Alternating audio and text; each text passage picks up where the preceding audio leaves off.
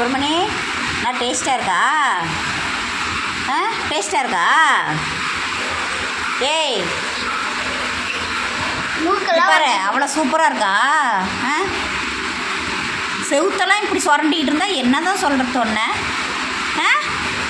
ஒரு ஒன்றும் தெரியாத மாதிரி படுத்துக்கிட்டேன். சரி இந்த மாதிரி சுரண்டுனது யார் சொல்லு? நீ தானே? அவன் மூக்கில் அடையாளம் கூட இருக்கு. அப்புறம் ஒன்றும் தெரியாத மாதிரி நடிக்கிற நீ. இதெல்லாம் சுரண்டுற நீ. எதையுமே விட்டு வைக்க மாட்டியா நீ?